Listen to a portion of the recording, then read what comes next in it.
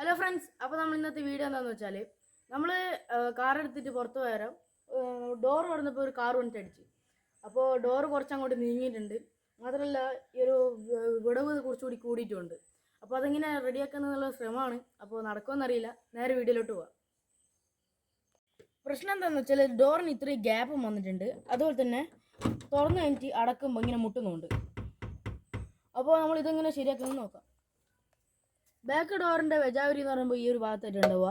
അപ്പോൾ ഇതിൻ്റെ സ്പാൻഡർ വെച്ചിട്ട് നമ്മൾ റിംഗ് സ്പാൻഡർ വെച്ചൊന്ന് കഴിച്ചു നോക്കട്ടെ. ഇത് ടൈറ്റാ ലൂസാവുമോ നോക്കട്ടെ.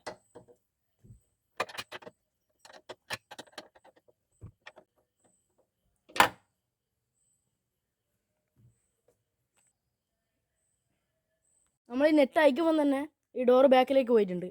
അപ്പോൾ ഇത് അടിച്ചൊരു അപ്പടി ഇങ്ങോട്ട് ഞെട്ടിയതാണ്.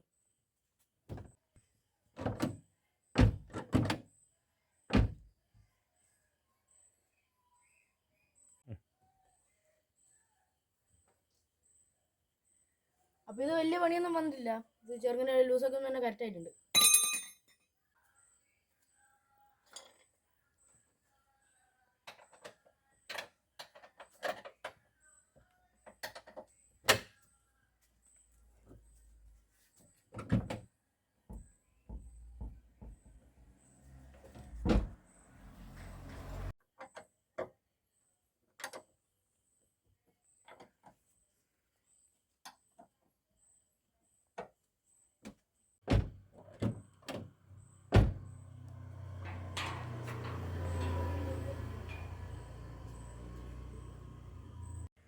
അപ്പോൾ നമ്മൾ ഡോറിൻ്റെ പരിപാടിയെല്ലാം കഴിഞ്ഞിട്ടുണ്ട്.